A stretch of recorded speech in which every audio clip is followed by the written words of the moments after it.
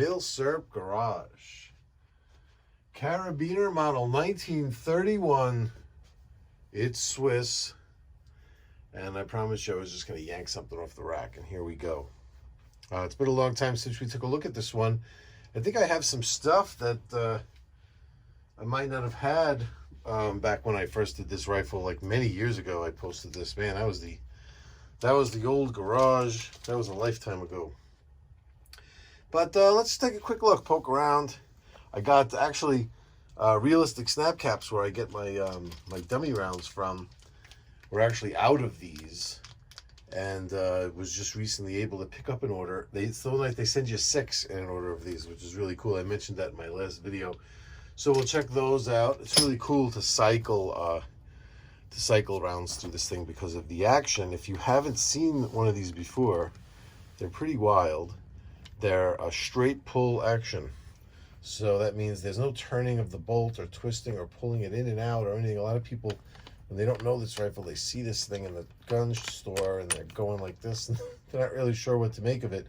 And it's as simple as pulling it back, and of course the follower is going to get in the way because there's no rounds in there, but it's as simple as pulling it back and then just pushing it forward to chamber around. And I remember watching Hickok 45's video on this gun and just being amazed by it. And even him saying, like, you kind of feel like the bolt's going to just shoot back in your face, but it doesn't. And it was just fascinating. I remember that I did not own one when I watched Hickok 45's video on it, and that definitely turned me on to this rifle. So typically you hear these things called Schmidt-Rubens. Everybody throws around Schmidt-Ruben. Schmidt designed the rifle.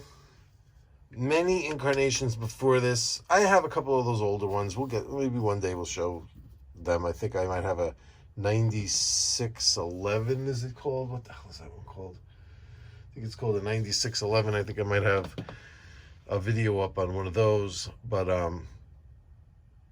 those even were starting to get redesigned by different people besides Schmidt. Now, Ruben was always in the game because it was always the same cartridge, but you know, Schmidt did design the original thing, the original idea, and all these other ideas were kind of based off of his. So, yes, did a certain guy design the K31? Yes, his name was Colonel Adolf Führer. This guy lived until 1958. He was around for a while. 1873 to 1958. And that was the guy that really designed this particular thing. The original ones, they were made for a much milder cartridge, and the locking lugs were in the rear of the bolt. I'll show you, maybe take the bolt out here and actually show you this. Bolt is just a simple press down and remove too. Look at the bolt on these things. How this is so weird. See how it's like cammed. It rotates. It has locking lugs here, just like any other bolt. It's just that the back and forth motion is cammed to turn it for you, so you don't have to do the twisting part. That's basically what it is. And you see the locking lugs way up front over here? They weren't always like that. They were in the back here. And then there was just this big long bolt with just the face of the bolt on it and everything. And that is not a strong design. I definitely learned early on that the locking lugs right up front where the explosion's going on is the best place for them, and that if you're putting them back here, there's going to be a lot of stress on the this bolt body that sits in the receiver channel. And it was fine for the lower pressures, but once they stepped up the pressures, they were having problems, and that's where a lot of those redesigns came in. But I mean, I guess you could give the props to Schmidt because he did come up with this whole idea. You know what I mean? So let's see what. Well, you know what? Before I actually show you the new stuff that I got on it, let's just let's get this out of the way here, so I could just show you. Like, this is, they were definitely into like making a finely crafted product. Those Swiss, boy, let me tell you, these things were built to like very tight tolerances, very exacting machining. They were not fooling around. They took their time with these, even in the middle of the war. I mean, of course, they were neutral. They weren't really, let's say, in the war, but you know, this thing was built in, this one was made in 1944. So, you know, it's not like steel wasn't at a premium, and, you know, they might not have been in the middle of a war, but, you know, they were definitely, definitely wasn't, you know, relaxation time to sit and make rifles, you know what I mean? So, and the fact that they kept their standards up to make these things so good during wartime is a testament to how they did not sacrifice their machining. You know, they didn't sacrifice their craftsmanship. This guy was made in Bern, Switzerland. They have a 6-round detachable box magazine. So they actually do have a detachable box magazine. What's interesting about it is that the magazine detach button is integral with the magazine. It's part of the magazine. That's kind of unique. You don't really see that all that much. It's usually something that's on the rifle. So that is interesting. And they have this interesting thing that looks kind of like a old doctor's syringe as the cocking piece here. And you could, this is the safety, turn this thing like that, and it renders the thing like completely inoperable. And it's a pretty cool safety because that's not going to come off by accident. And it really feels like it just completely disconnected the trigger completely. I bet you if you really went in there and studied exactly what it's disconnecting some serious stuff that's going to make this like no accidental firing, you know what I mean, with the safety on. Things have tons of markings, so they're interesting for people that want to, you know, like, look at this repair along the top here. How cool is that? See that repair? They did that. I didn't do that. That wasn't done here. That was definitely done there. How awesome is that? See, it's things like that. Those things like that are really cool in a rifle, you know. I got this thing during a period where, you know, there were these companies that were mail order companies that would send them to you. You know what I mean? Like big companies like AIM, Surplus, and stuff like that. Widener's. I don't remember exactly where I got this one from, but it was during a period where they were offering, where you can get a hand-selected one, an okay one, or a ratty one. And I did the hand-selected, which was only like $20 more or something, you know. And they weren't expensive then. It might have been like around $500, and it might have been like, you know, $525 to pick out one. And that was a while ago. These things I think they cost a bit more now. But I think that was even, if I looked at the bill, I think, not too long ago, I think it was $525 shipped and everything, like, you know, to the door. So I was including everything. So some of the stuff that I had gotten, I've acquired some interesting stuff for this that I don't know if I had in the original video. Somewhere I came across these actual, you know, they're original, they're not like aftermarket or anything. They're these muzzle cover slash, what's the proper way to put this on? You gotta kind of cover it a little bit to put it on right. Kind of like a muzzle cover, sight protector kind of thing. Nice. And this is something that they used. And they probably, see, if you were to shoot with this thing on there, it wouldn't be completely devastating. It's kind of made spring-loaded like that, so it would kind of be able to come off. Still wouldn't be pretty, but you gotta be careful. And I guess that's another reason why it covers the sight, because if you look down the sights to shoot, you're like, oh man, the muzzle cover's on, you know what I mean? And here, you know, a lot of people, they don't like the fact that they had to get these big, I know, I remember when they were talking about that, you know, about these imported ones, that these companies is CAI in Georgia, Vermont. I don't think it's Georgia, right? It's Georgia, Vermont. Put these huge import marks like this on here. And there's some guys that were talking about like how to make them less obtrusive and everything like that. I'll tell you right now, don't ever mess with an import mark like this. There's some import marks that are just, they'll just say CAI, Georgia, Vermont, and that's it. And then there's these ones that were a bit newer. You know, like at some point they had the serial number. This became the actual serial number instead of the serial number that's actually on the gun. This became the actual serial number. And the federal rules are that you're not allowed to modify it. It doesn't say obscure it. I read it myself, and it just says you're not allowed to modify the serial number at all. So that could even mean doing something to make it less visible. You know what I mean? Like buffing it a little bit and then rebluing or something to make it like where you don't see that as much. Could be considered modifying it. So I would just leave it alone. Doesn't really bother me all that much, but they certainly didn't want you to miss that. That's for sure. They really stamped that on there.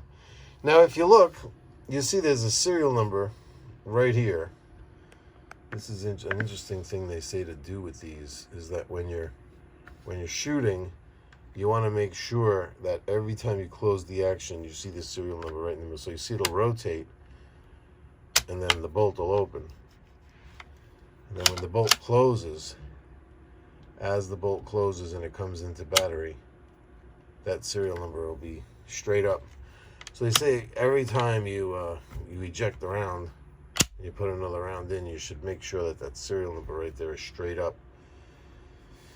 Now, I don't remember exactly what the reason. There were some issues where there was something on here that could break. There were certain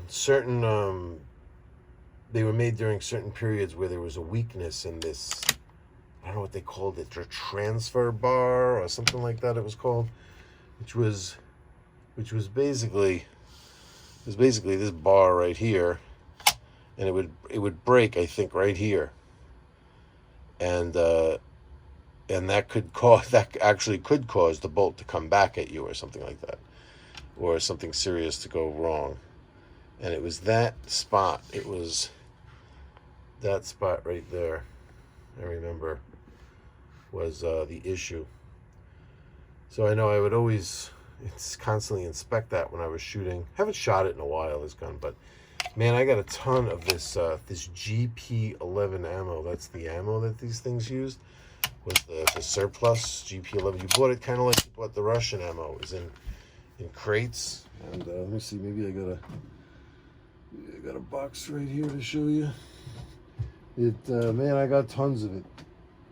And when I say tons of it, I'm talking about tons of it. Although I don't see it right here. I must have stashed a lot of it away. I know I have some loose rounds I can show you. Here's just some loose rounds. This is what that GP11 looks like. It's like match quality ammo, this stuff. It's awesome. And man, I got a lot of that. I got tons of it. But what's interesting is you kind of like want to mess around with this action because it is such a cool action, but never really could play with it all that much because you wouldn't really want to trust that you would slam this action home and it wouldn't sit off a round. So let's take a look now and let's play around a little bit. See about backing up a little bit here. And so let's look what we got. Let's slide this out of the way just for a second. So here we got our 7.5 by 55 rounds from Realistic Snap Caps. By the way, if you're interested, take a look in the description. You see I got a coupon code there where you get 10% off and free shipping from these guys. And a set of these is not expensive at all. So with the discount and the free shipping, it's way worth it to be able to play with these things. And look at the quality of these guys. These things are roasted. Is this even GP11? Let's see, what brass are they using? Let's see. This is PPU brass, which is that's pretty cool too. I can see why they use PPU. And you see this thing here. Check this thing out. I wish I could give props to this company. I don't remember where the hell I got this from, but I ordered 2 of them. These like, I guess you would call them stripper clips. They're very unique. There wasn't another stripper clip that was like this. They were kind of made out of like a paper, like a compressed paper. And they definitely were just meant for like one-time use. You know, they weren't meant to keep around and keep reloading or whatever. And these older ones, they completely disintegrated. They're gone. You could maybe find a few here and there, but you can't viably use them. They would just be like collector's items. But some company took the dimensions of it and reproduced it in this this plastic that's just got just enough give. They're perfect. And I ordered 2 of them, and I was going to order a few more if they were good. And they came. They were like in a padded envelope. That's it, just a padded envelope. They were squashed. This one, luckily, only had one teeny piece cracked off of it that didn't make a difference. The other one was completely shattered. So I like emailed the company and I was like, yo, you just sent them in a padded envelope, man. That ain't gonna work. I paid like $5 for shipping. Put them in a box, man. Put them in a priority box. And they were like, oh, we're refunding you. We'll refund you. I'm like, great. So, you don't have to refund me. I want them. Send me some more. You know what I mean? And they were like, no, that's our only shipping option available. Sorry. And then I just never heard from them again. I was like, what a weird company. Then it was months and months later that I actually played with this one. I saved this one because it only had one little piece missing out of it. And I realized how awesome these things were. And I'm like, I think then they were gone. They were like out of business. Look at how awesome these things are. They actually hold the rounds in there. They say K31 on them. How cool are these things? Don't message me and ask where I got them from because I don't know. But if you could find where I got them from, let me know because I want to buy some more. Completely forgot. So how these things work is they just drop right in the top. And look at how perfectly made these plastic things are. They fit right in there. And watch how smooth this is. The smoothest of any. Look at that. Oh, how awesome is that? And then you discard these things. That's how awesome they worked. Now check these things out. They're like lightning. They're like so super fast. And just the feel of how these things chamber rounds.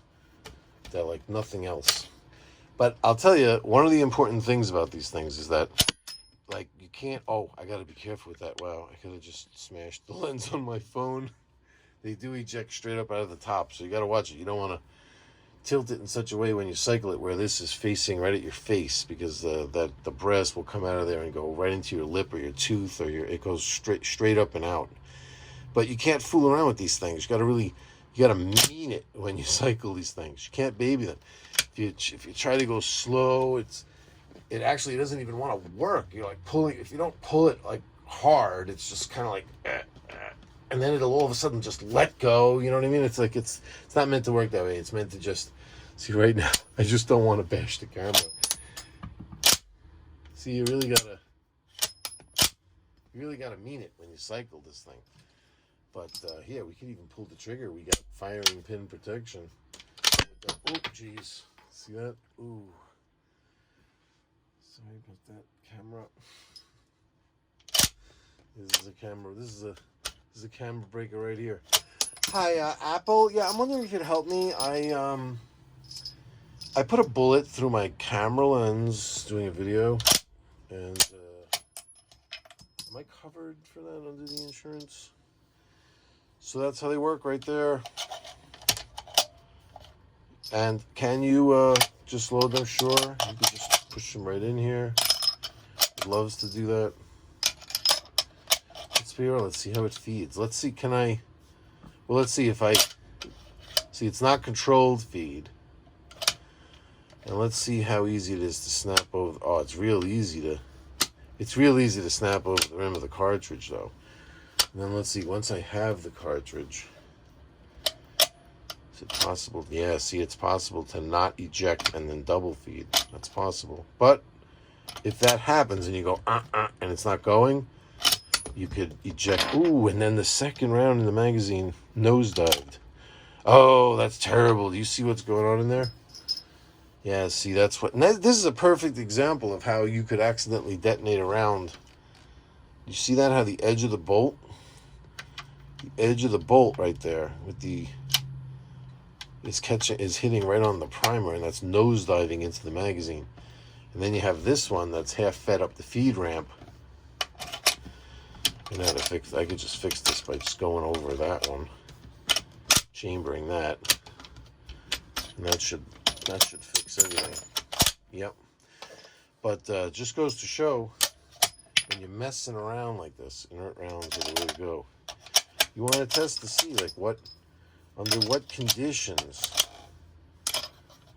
will it fail to feed, and how, and why, and what to do about it. See, if this is all the way in there, you can put another round right into the primer of that one. Yep. As most of these rifles will do. I'm not saying that it's any different than any others. But with your thumb, there's this nice space right here. You could hold the rounds down to bring the bolt over if you ever have any issues like that. It's very easy to bring the bolt over the rounds and pick up nothing, if need be. If you had like a situation like this going on, one of these guys, you had a double feed. It's very easy to fix that. Whoops.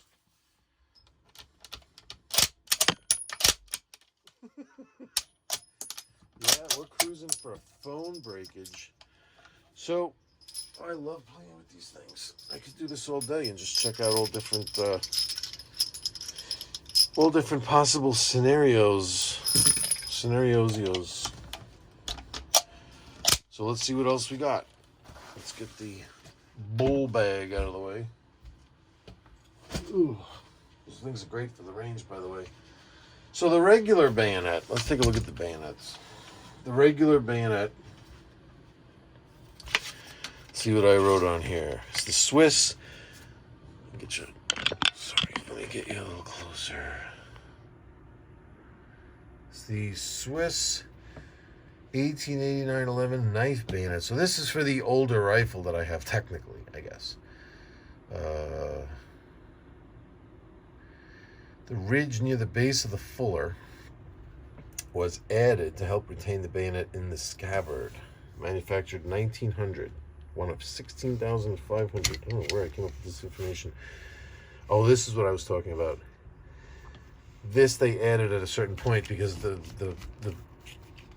they were losing the bayonets out of the scabbard. So what that does is, since there's like a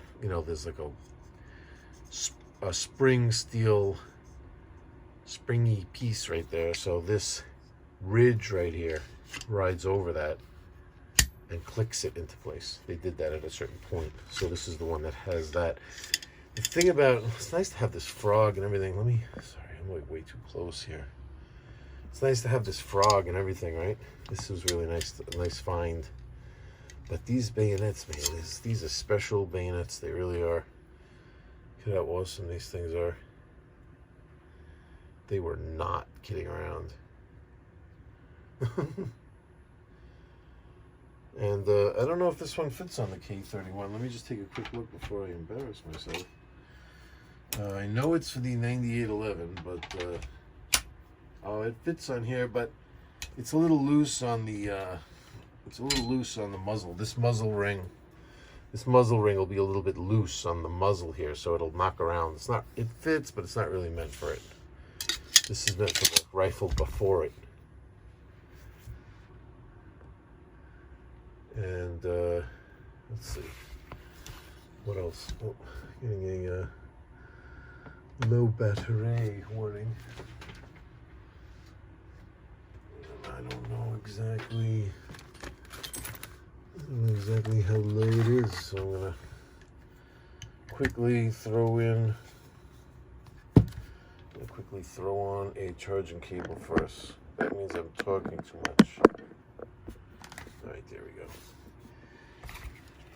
And that bayonet I think I might have had during the first video, but this bayonet I'm pretty sure I didn't. And this thing is really freaking cool. The 1914 Pioneer bayonet.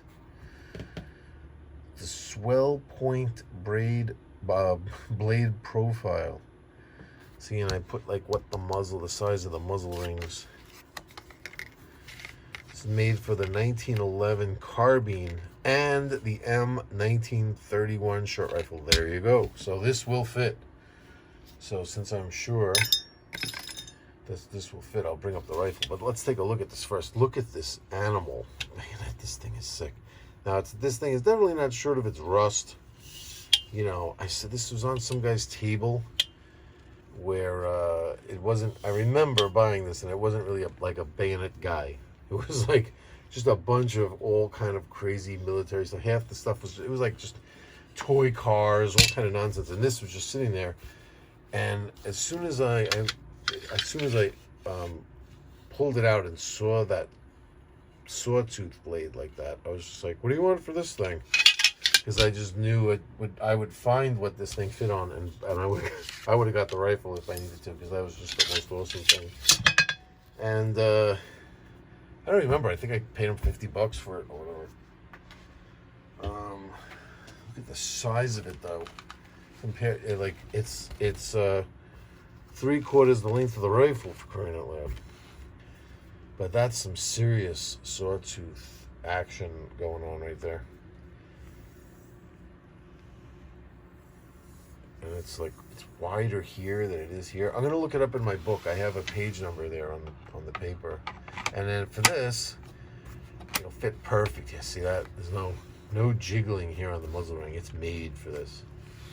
It is definitely made for this. Not as way too large for me to show on the video. I'm hitting the wall here, but you definitely get the idea. And button release here. That's a thing of beauty right there. Let me get out my bayonet book if you're interested. Hang around with me for a bit. To get my bayonets of the world. Let's give this guy some props. Paul Keisling. I love this book. I love this man. $3.89. No, I never put page numbers there. I don't know why. I have to go through again and put. I don't mind the $3.89, but I got to do page numbers too. So $3.89 means I got to look up the drawing number. So drawing number 389 is page 470. So that's how I have to do it every time. That really wasn't that bad. And 389, here it is. So yeah, it's for the 1889, 1889, 96. How could this fit on that one, but the one for that one won't fit on this rifle? I'm gonna have to do a little research there. It definitely says it's for the 1911 Schmidt-Rubin rifles. Let me see this other one here. This one is 170, so that's not. It's got to be right here in the Swiss section. Where's 170? Here's 170 right down here. Let me back up a little bit so you can see. So here's 170. And yeah, it says for the 1889 Schmidt-Rubin rifle series. That's it. Could not. Yeah, it does just say it's for the 1889, and that ring is bigger. That is interesting. Well, here it is. Saber blade. Fuller on the right side. Saw back with 32 double teeth. Right side of the Ricasso marked Waffenfabrik Neuhausen. Polished bright. Yeah, it was at one point. And this doesn't. This says Elsner Schweiss. So, maybe we need to do some further investigations. Neuhausen. I'm gonna have to look. It's not like either of these, really. It's not 100%. And it's got a very low serial number compared to what it shows here. Wood or black plastic grips held by 2 rivets. Other than that, it's looking like it's it. It even has that there. This. I guess there were other manufacturers that this book may have not exactly known about. Or it could be a converted blade into a sawback blade. Seen that from some of the other ones. Anyway, it's interesting. I'm glad I took it out. It looks like there's a little bit of research needs to be done. Always good when you put that one in the wrong way and it makes that noise. That's always lovely. And yep, so that's the bayonet book. And ladies and gentlemen, I think we've come to the end of our revisit with the K31. What a rifle! And it's really cool that these things have this interesting removable magazine for something so early. It was almost like it was very, very foretelling thing. Nothing really had removable magazines like this back then, that could come out in and out so quick like that. And that weren't just specifically looking like they were for cleaning. I know for sure they weren't a bunch of these magazines knocked around. I mean, these things are serial number to the gun, you know what I mean? So it wasn't really meant to do that, but that is pretty cool. These sights are cool. You know what else is cool? This sling that runs along the side of the rifle with this adjusting thing like this. Like, this is one, you could actually use this thing. You could pull it out like that, and it gets real long and full. You could sling it, and then you just grab this part. You just pull it like this, and see, and it tightens up along the side of the rifle nice and tight. So it's functional, you know what I mean? That's pretty cool. And this wood just looks awesome. Look at the grain how it goes right along that weird pistol grip. Lumpy pistol grip. Grasping grooves. Feel there's like a couple of interesting looking repairs here. See them? See them here?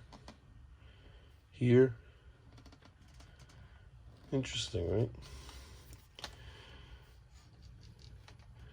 Yeah, this thing is really cool. This thing tells a lot of stories. So that's it, ladies and gentlemen. That's the K31. I like revisiting these things like this and just throwing down some new stuff that I got. And we'll do that a couple of times from here and there. But next video is going to be something new. I got something lined up that I just can't wait to show you. So stay tuned. Be well. And see you soon.